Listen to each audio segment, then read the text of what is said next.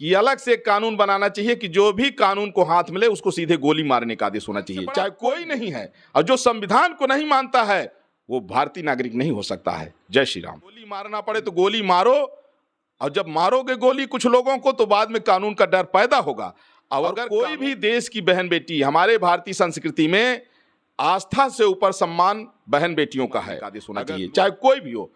कानून से बड़ा कोई नहीं है, चाहे कोई मजहब हो, चाहे कोई भी। 10 करोड़ मुल्ला ऐसे हैं कि जो अमर्यादित शब्दों का प्रयोग कर रहे हैं, और कुछ मुल्ला ऐसे भी हैं जो गौ माता के साथ बलात्कार करते हुए पकड़े गए हैं, लेकिन हिंदू पत्थर नहीं उठाया।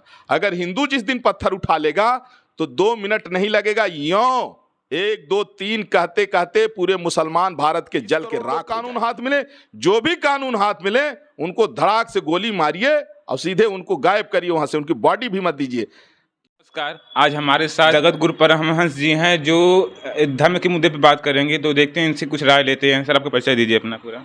मुझे लोग तपस्वी छावनी पीठाधीश्वर जगत गुरु परमहंस आचार्य के नाम से जानते हैं जी। तो महाराज जी, यहाँ पर जो देश में जो मुस्लिम समुदाय के लोग हैं वो पत्थरबाजी कर रहे हैं, तो उस पर आप क्या कहना चाहते हैं? देखिए, अगर चाहे हिंदू मुस्लिम सिख ईसाई कोई भी हो, अगर कोई व्यक्ति जो है कुछ गलत बोल रहा है तो उसके खिलाफ कार्रवाई होनी चाहिए, उसके खिलाफ संवैधानिक कार्रवाई कराना चाहिए, न कि देश में उपद्रव करना चाहिए। जिस तरह से देखा जा रहा है नूपुर शर्मा के बयान को लेकर के, नूपुर शर्मा ने कुछ गलत नहीं कहा। जब ज्ञान वापी को लेकर के टीवी डिबेट में लगातार मौलाना हमारे जो है भोलेनाथ शंकर भगवान का शिवलिंग का मजाक उड़ा रहे थे, उसको लेकर के नूपुर शर्मा ने वही बात कही जो मुसलमानों के हदीस में लिखी है, और उसको लेकर के वो कहे कि उनके मोहम्मद साहब के उस शान में गुस्ताखी हो गई शायद, और इसको लेकर के तमाम फतवा जारी होने लगा, धमकी मिलने लग गई, और पूरे देश में जिस तरह से पत्थरबाजी शुरू है ये बेहद निंदनीय है। और मैं तो कहता हूँ कि अलग से एक कानून बनाना चाहिए कि जो भी कानून को हाथ मिले उसको सीधे गोली मारने का आदेश होना चाहिए, चाहे कोई भी हो। कानून से बड़ा कोई नहीं है, चाहे कोई मजहब हो, चाहे कोई भी हो। कानून के दायरे में सबको रहना ही चाहिए। अगर कानून का डर नहीं है तो कानून का डर उसको पैदा करने के लिए प्रशासन और सरकार, उसके लिए चाहे जो भी कदम उठाना पड़े, गोली मारना पड़े तो गोली मारो, और जब मारोगे गोली कुछ लोगों को तो बाद में कानून का डर पैदा होगा। और अगर कानून को हाथ में लोग लेने लग जाएंगे इस तरह से तो फिर सीरिया जैसे हालात बन जाएगा, फिर देश में फिर वही उपद्रव आतंकवाद के अलावा कुछ बचेगा नहीं। अगर देश में शांति चाहिए तो कानून के दायरे में सबको रखना होगा, चाहे लोग स्वतः रहें या भय बस रहें। जिस तरह से पत्थरबाजी चल रही है, अगर नूपुर शर्मा ने कुछ कहा तो क्षमा भी मांग लिया। और कोई भी देश की बहन बेटी, हमारे भारतीय संस्कृति में आस्था से ऊपर सम्मान बहन बेटियों का है। अगर नूपुर शर्मा ने कुछ कहा तो क्षमा भी मांग लिया है। इसके बाद नूपुर शर्मा के ऊपर कोई कार्रवाई नहीं बनती है, इस पर खत्म हो जाना चाहिए। वहीं मेरे पास 10 करोड़ मुसलमानों की लिस्ट है जिसमें मुसलमान हमारे देवी देवताओं को गाली दे रहे हैं, कोई शिवलिंग का मजाक उड़ा रहा है, कोई हमारे भगवान का मजाक उड़ा रहा है।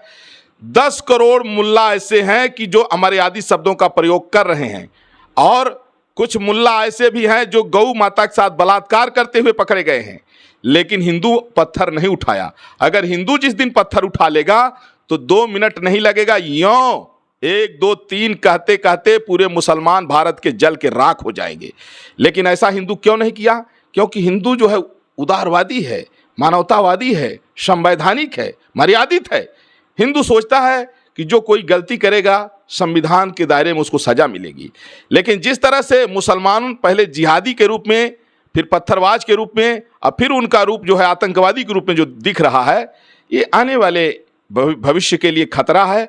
इसलिए प्रशासन को, स्टेट गवर्नमेंट और सेंट्रल गवर्नमेंट को चाहिए कि देश हित में कानून के दायरे में सबको रखा जाए, और जो कानून हाथ मिले उनको गोली मारने का आदेश हो, चाहे वो है 5 करोड़ लोग कानून हाथ मिले, चाहे वह 20 करोड़ लोग कानून हाथ मिले।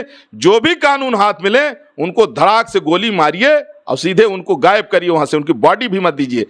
क्योंकि संविधान सर्वोपरि है, संविधान से बड़ा कोई नहीं है, और जो संविधान को नहीं मानता है वो भारतीय नागरिक नहीं हो सकता है। जय श्री राम। के लिए बहुत धन्यवाद, नमस्कार।